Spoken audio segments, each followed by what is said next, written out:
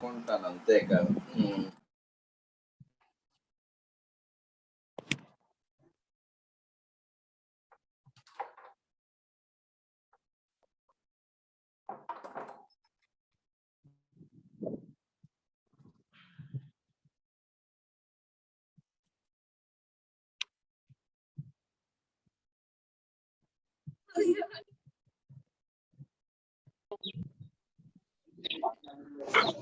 ఇంకొండ్రు పాపా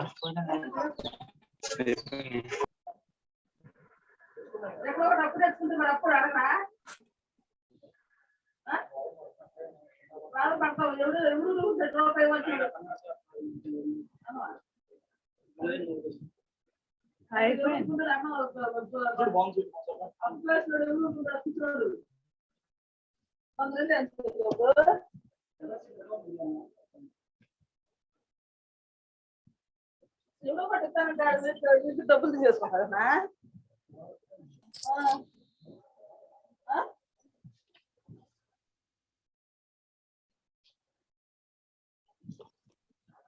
అదే పచ్చగా చంప లోపలేసావు సౌత్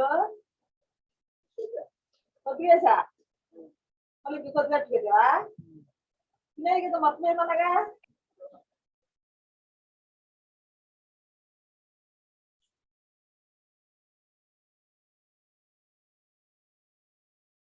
ಮತ್ತು అంత తుడిచేయరా గట్ట అదే వండుతాను కుదంత వేసి కుదంత పెట్టి యావదు వాళ్ళకి చేసింది ఎవరన్నారు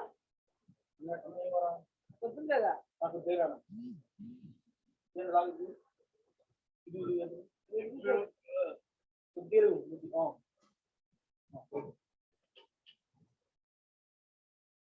సాంబార్ తెచ్చుకో కూర నచ్చలేదు నీకు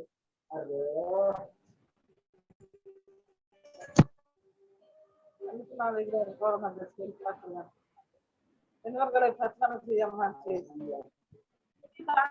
ఏది ఏది ఏది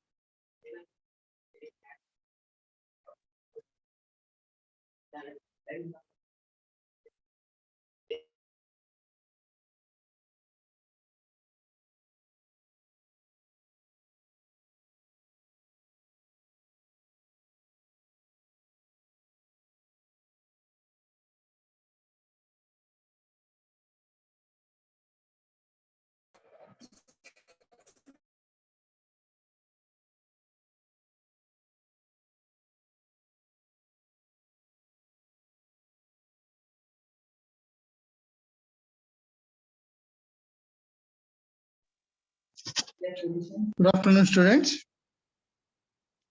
Okay, so far in last class we have to completed regarding to the basics of the data mining and what are the tasks, what are the issues, so what are the patterns you have to use. These are all things we have to discuss in the first unit. In the second unit, we have to discuss with the data pre-processing. So in the data pre-processing, what are the tasks mainly we have to perform? That is the data cleaning, data reduction, data integration, and the last one is the data transformation and discretization. So these are the concepts you have to complete up to last class. Now, this is now in today's class we have to discuss regarding to that data warehousing. That is this is the concept is not in your syllabus, but you know about these concepts, then easily you can understand the data mining concepts. So here.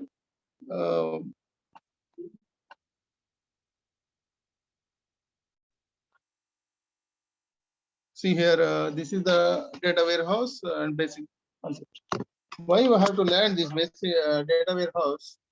Because first, whatever the inconsistent data we have to all over the world, that is a vast data we have.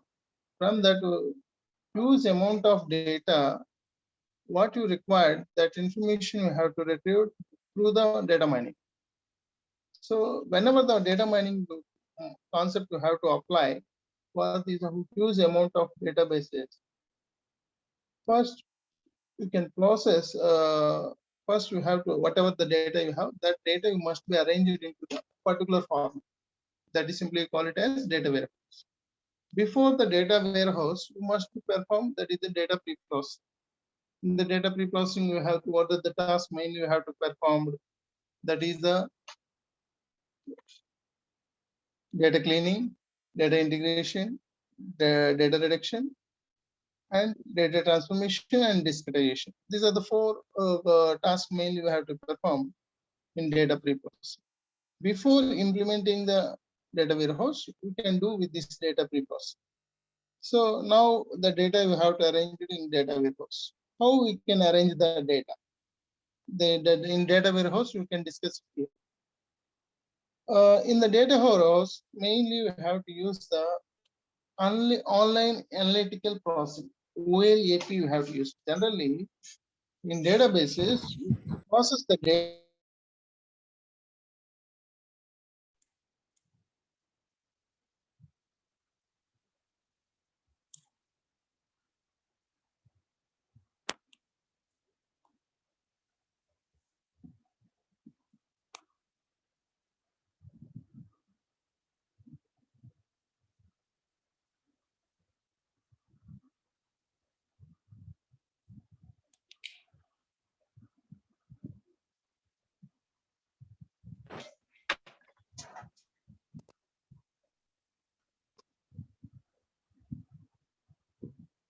So here in data warehouse, how we can arrange the data.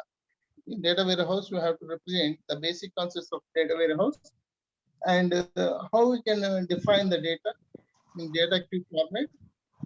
And what is OLAP?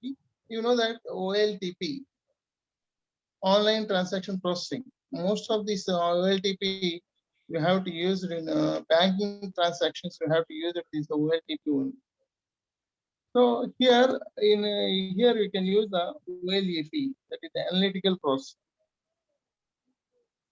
So here how the data you have to arrange and how to process the data. These all things you have to discuss in this data warehouse. How we can design, how to use it, and how to implement. From after implementing this data warehouse, now we can apply the data mining algorithms.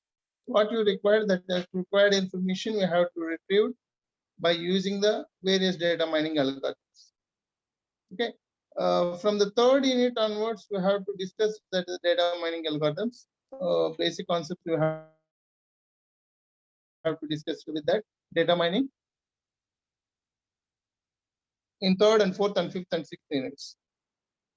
So this is not in our syllabus, but you know how the data we have to arrange it in data warehouse.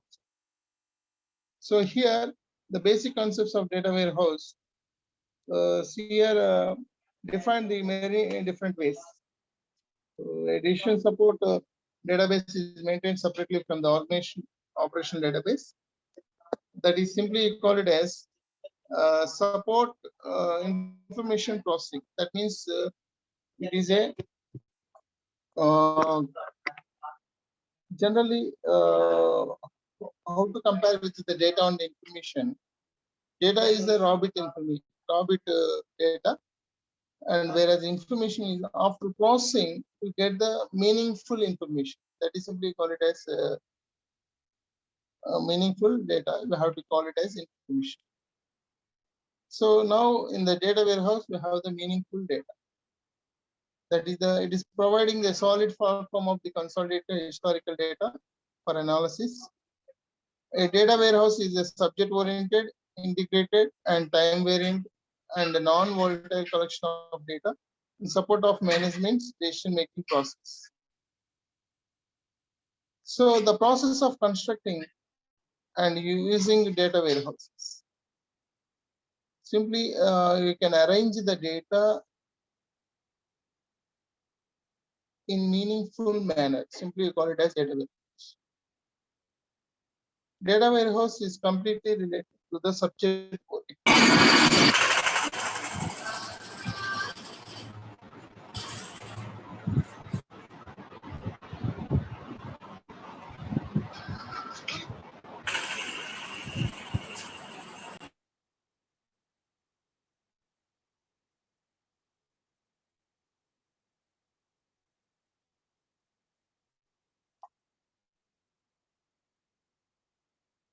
Data warehouse is a subject oriented. So, for example, you have to take the different one organization. You have the different databases organized around major subjects such as customers, products, and sales. For example, you have to consider the Samsung products. So Samsung customers all over the world, you have the number of databases. From those databases, you have to analyze, that is the subject oriented. All over the world, how many customers are there? What are the products they have selling, and sales information. With all things, we have to arrange it into the database. So mainly this data warehouse is focusing on the modeling and analysis of the data for decision makers, not only daily operations or transaction process. It provides a simple and concise view around the particular circuits issues by excluding data that are not useful in decision support process.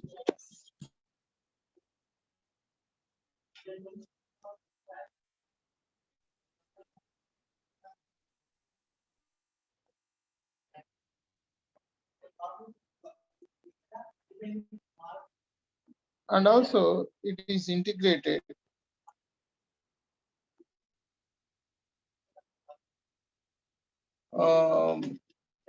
constructed by it is integrated. So we have to heterogeneous data also we have to combine with this in this data warehouse. Constructed by integrating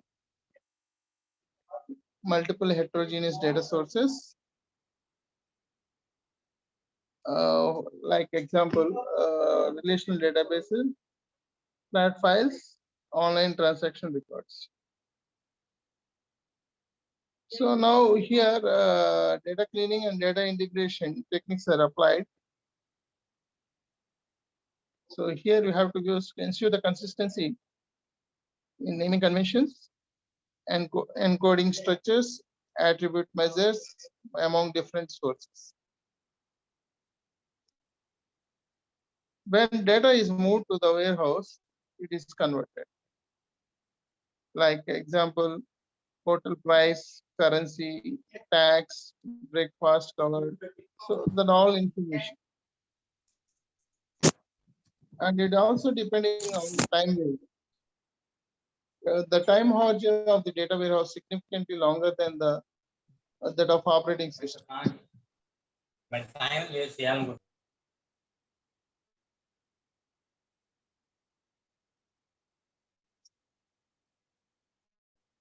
The time origin of the data warehouse is significantly longer than the operational system.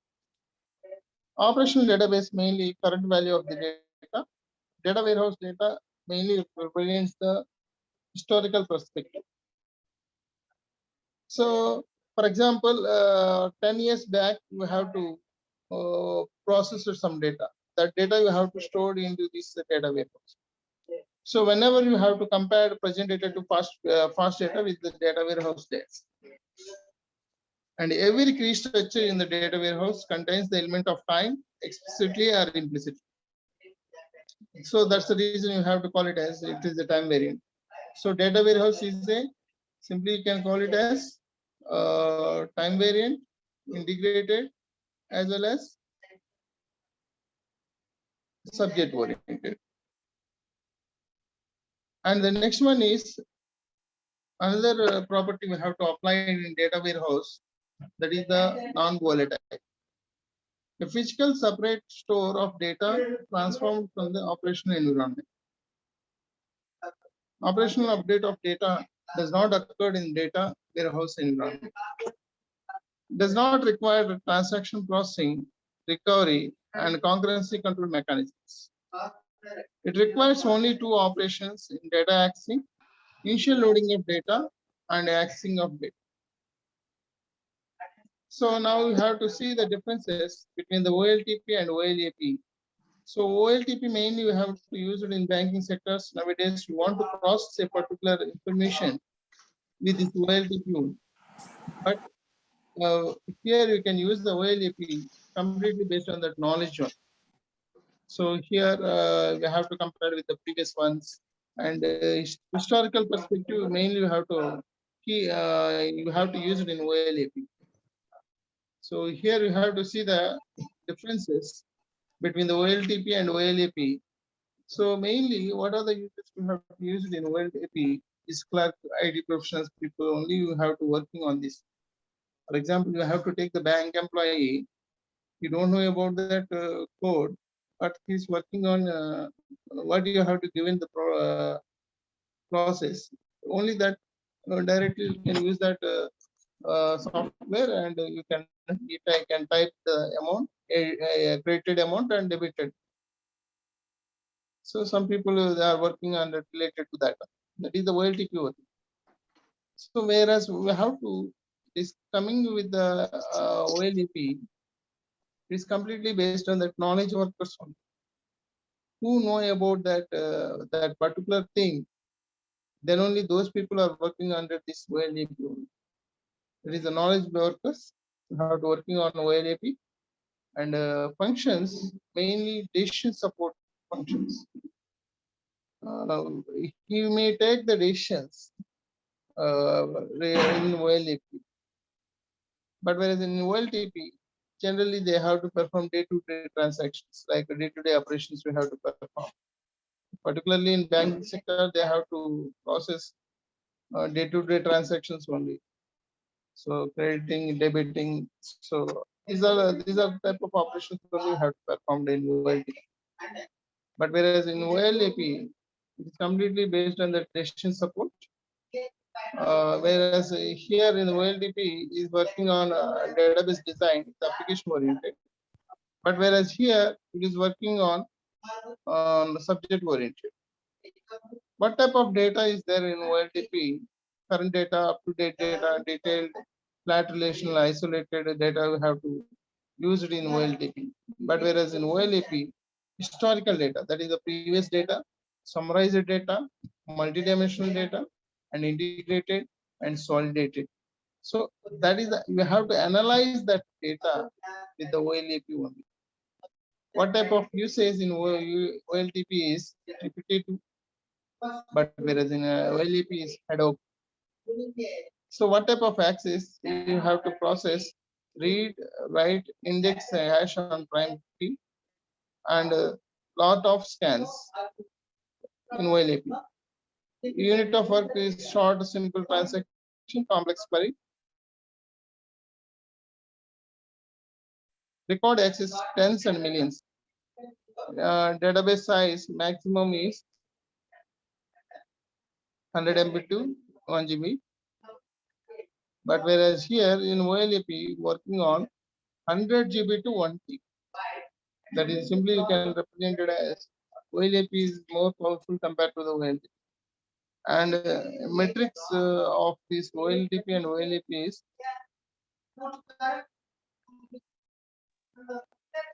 transaction throughput and query throughput response. So why the separate data warehouse, high performance both systems, that is the DBMS turned on OLTP access methods, indexing and concurrency control and recovery, and warehouse turned for the OLAP, complex OLAP queries, multi-dimensional view consolidation you have to represent here. Different functions of the different data, you know that already you have to process missing data, data consolidation, data quality, you have to improve whenever you are using the OLAP transaction. See here, that is the OLAP multi-tier architecture, whenever you are using the data warehouse. So here, this is all our databases. These all are data sources or databases. From these databases, you can extract the information and stored into the data warehouse. Here we have to take the metadata and monitor and integrated, and these are the data marts. So what the data you have to extracted, meaningful data extracted, the data you have to stored into these data marts. So here you can process with these data bars with the data warehouse only. Whenever the OLAP engine was working with the data mining concepts, that is the OLAP server, you can serve the each concept you have to analyze query reports of data mine. That is the front end tools. This is the, for example, here you have to working on working on Google search. So whenever you have to a particular information, you have to type on the taskbar. You have to particular information, you have to type on search.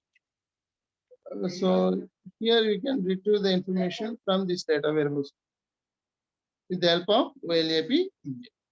So this is the multi-tier architecture of the data warehouse. This is the entire view of the data warehouse and data mine. Clear? This is the three data warehouse models. Generally, you have to use the three types of warehouse models we have to use. One is the enterprise warehouse. Second one is the data mart, and third one is the virtual warehouse.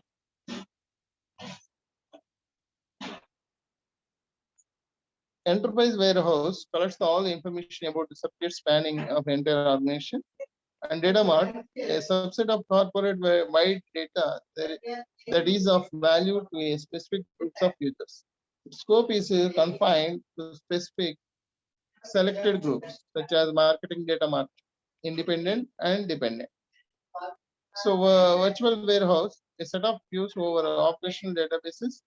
Only some of the possible summary may be materialized. So last one is the extraction, transformation, and loading. That is the ETL tools. Extraction, transformation, and loading tools you have to use here.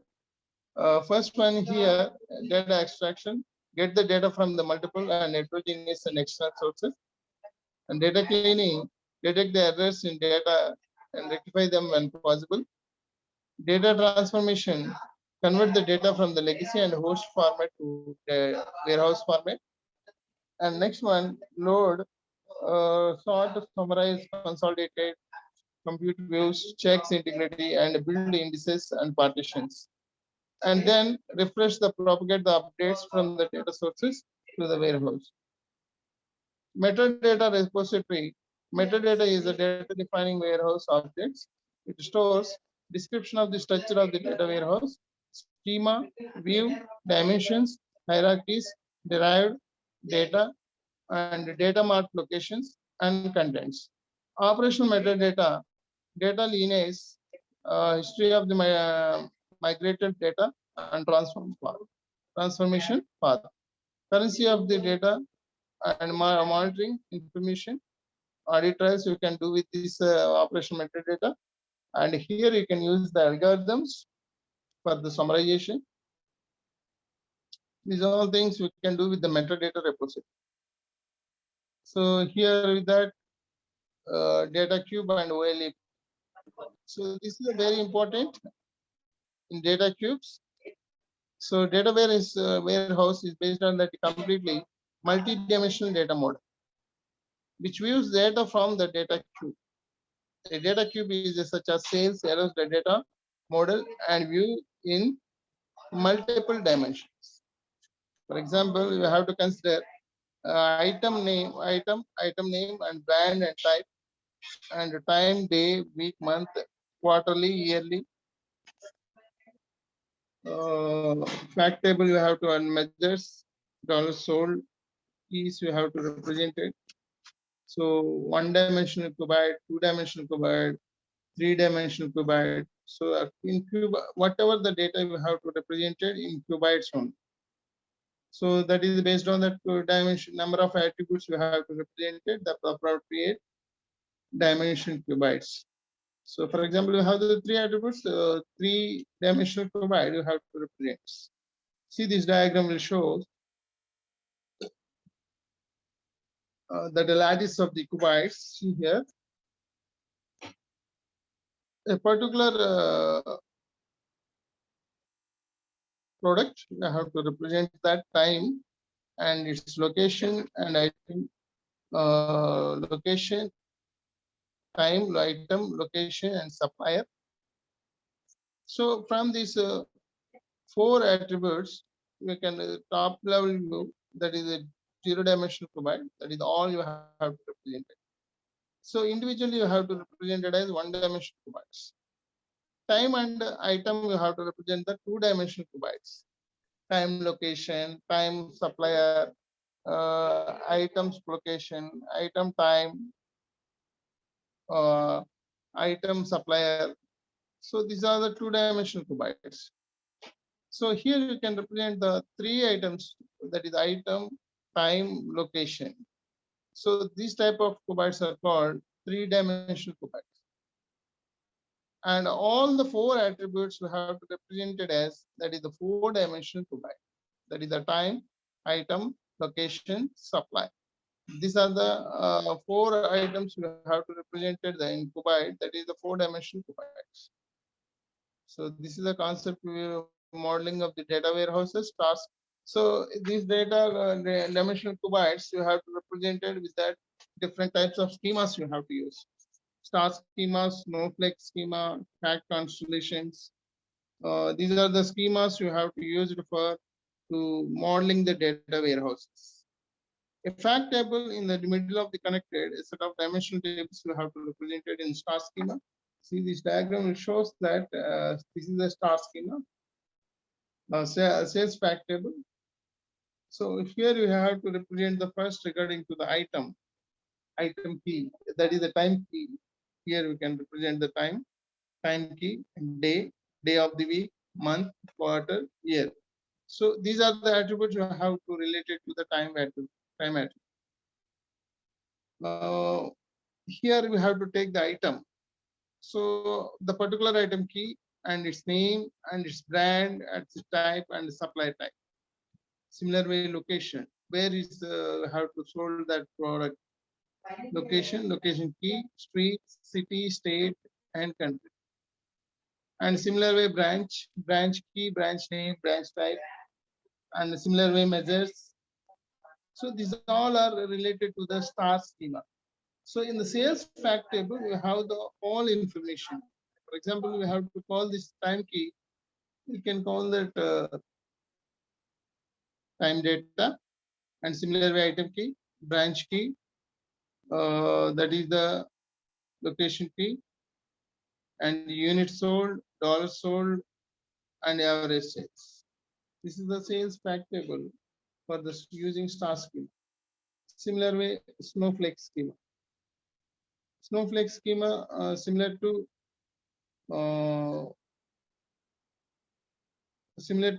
star schema, but here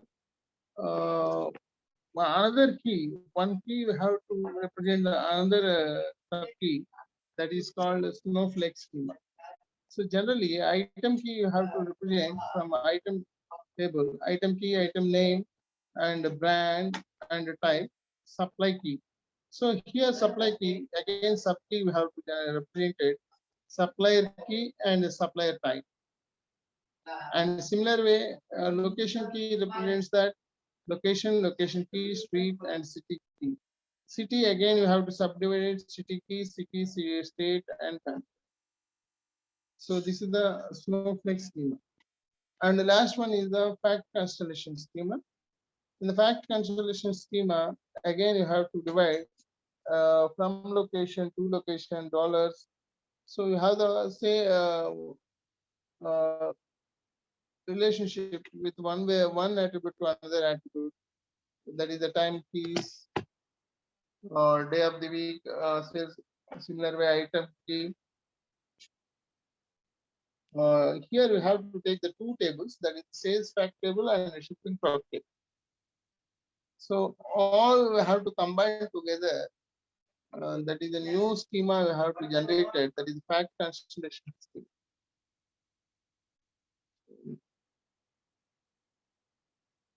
Cube measures. So here we have to data cube measures we have to represent it with the three types: distributive, algebraic, and holistic. Median, mode, rank, and average, mean, standard deviations, algebraic. Count, sum, minimum, maximum, distribute. So this is the multi-dimensional data. So see here, this is the month you have to generally you have to represent, and this is the product names, and here you can represent the regions. So months, and that means you have to represent it as years, quarters, month, week, day. Region you have to represent country, city, office. And products we have to represent industry, category, that product are related to the which category. That all information we have to represent it in multidimensional data. See here, this is the multidimensional data cube. So this is the sum of the, here we have to represent the cities, countries, USA, Canada, Mexico, dates, first quarter, second quarter, third quarter, fourth quarter, and its sum. And these are the products, VCR, PC, TV, these are the products and its sum. So this all data we have to represent in multidimensional.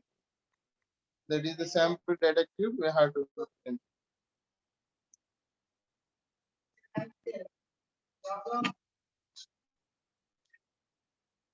So this is regarding to that OLAP operations. Roll up, drill down, slice, dice, pivot, drill across, drill through. I will show this diagram. This is a very important action point of view, but in your syllabus you don't have this one. It's the OLAP operations in multidimensional cube. So here you have the this is the cube is there. So this cube you have to roll up or slice down. That means you have to roll this cube. మీరు cube game ఆడతారు కదా, similar గా you can slicing. So the appropriate data you have to required data you have to require required data you have to retrieve from that cube. So easily you can retrieve the data from this data. First we have to all the data we have to arrange it into this multi-dimensional cube, and whenever you have to require that appropriate data easily you can retrieve by using this multi-dimensional cube. So this diagram, these are the operations we must be performed on the OLAP operations we have to perform on multi-dimensional cube. First one is the slice, roll down, roll up, drill down, slice, pivot. So roll up, drill up, or drill down, slice, dice, pivot, drill across, drills through. So these all operations we have to perform on OLAP. So next one is the StarNet query model. So this is the query model you have to represent that. See this diagram shows visualization and OLAP capabilities and interactive manipulations. So here this is the regarding to the data cube. So this is the sufficient for this data warehousing and the analytical processing before discussing about the data mine. Okay. Actually, this whatever you have to discuss now, this is syllabus is not this the information you don't have in our syllabus. But understanding purpose, we have to discuss these concepts. We'll continue next class data mining concept, that is the third unit. Okay. So up to now we have to complete the first and second units. So here from the third units to complete, we have to discuss with the data mining concepts.